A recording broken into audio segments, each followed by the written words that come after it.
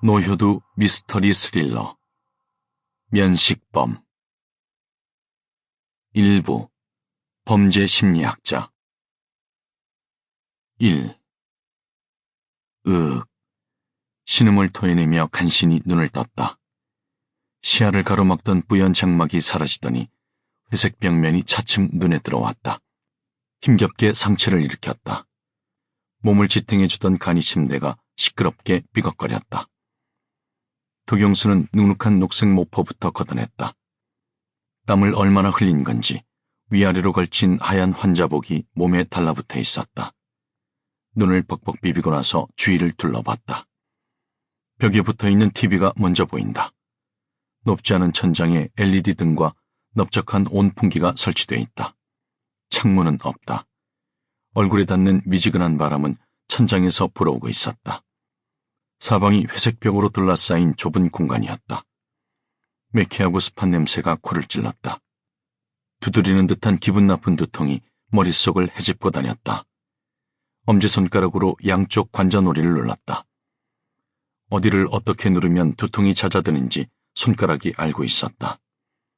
그러고 보니 오른쪽 어깨에서 통증이 느껴지지 않았다. 분명히 몇 시간 전만 해도 붕대를 두르고 있었다. 천천히 어깨를 둘러봤다. 은은한 통증이 남아 있었지만 그래도 이 정도면 신기할 정도로 회복이 빠른 거였다. 경수는 침대에서 내려와 땅에 발을 디뎠다. 상체에 몰려있던 피가 단전 아래로 흐르며 두 다리에서 찌릿한 통증이 느껴졌다. 이틀 만에 다리에 힘을 주는 거다. 평소보다 다리가 무거운 것도 그 때문일 것이다.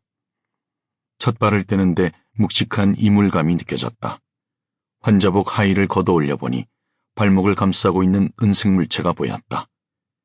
두 발목에 붙어있는 알 수 없는 그걸 잠시 바라봤다. 특정 범죄자들에게 채워지는 전자발찌와 비슷한 모양이었다. 크기는 그것의 2배 정도로 컸고 무게도 제법 나갔다. 문득 20대 때 근력을 기르려고 발목에 찼던 모래주머니가 생각났다. 몸을 굽혀 만져보니 두꺼운 쇳덩어리가 굵은 플라스틱에 휘감겨 있었다. 당장 벗겨내기 어려울 정도로 단단히 묶여 있었다. 일단 이게 뭔지는 나중에 알아보기로 하고 다시 두 다리를 움직였다. 발을 뗄 때마다 서늘한 기운이 밀려올라와 다리 전체에 긴장감이 전해졌다. 그렇게 퍼진 긴장이 흐릿하던 정신을 깨우고 있었다. 1.5평 정도 되는 공간을 빙빙 돌았다.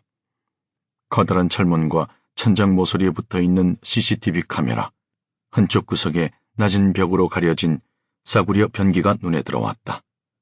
교도소 독방을 염두에 두고 만든 공간으로 보였다. 자신이 꼼짝없이 갇혔다는 것도 직시했다. 붙잡혔다는 건 알고 있었다. 하지만 이 정도의 범행은 의외였다. 경수는 침대 옆에 있는 500ml 생수를 뒤늦게 발견했다. 침대에 걸터 앉아 생수를 들이켰다. 바짝 마른 식도가 스펀지처럼 물을 빨아들였다. 뱃속에 있는 위액이 물과 희석되어서인지 한결 속이 편해지는 기분이었다. 단숨에 생수통을 비우고 고개를 들었다. 그때부터 천장에 붙어있는 CCTV 카메라를 노려봤다. 이틀 전 교통사고가 있었다. 칠흑 같은 어두운 산길을 오르던 중에 맞은편에서 내려오던 차와 정면으로 부딪혔다. 경상남도 의령군에 있는 한 모텔로 향하던 길이었다. 아버지와 어머니 묘소 인근으로 매년 부모님 길에 맞춰가는 곳이다. 그 모텔에서 하룻밤을 보내고 다음 날 아침 일찍 산소를 찾을 생각이었다. 집에서 저녁 식사를 하고 늦지막이 차에 올랐다. 항상 그곳에 갈 때면 저녁 8시쯤 출발해 고속도로 정체를 피한다. 그날도 그랬다. 집을 나선 지 3시간 정도가 지났을 때 의령군 톨게이트에 들어섰다. 대략 밤 11시쯤이었다. 톨게이트에서 산중턱에 있는 모텔까지 30분 정도가 소요된다. 낡은 모텔이지만 크게 불편하다고 여기지 않았다. 어차피 하루만 지내면 되는 곳이었다. 늦은 밤 구불구불 휘어진 산길을 올라가야 하는 것도 문제가 되지 않았다. 숙소 도착을 20분 정도 앞두고 있을 때 Sample complete. Ready to continue?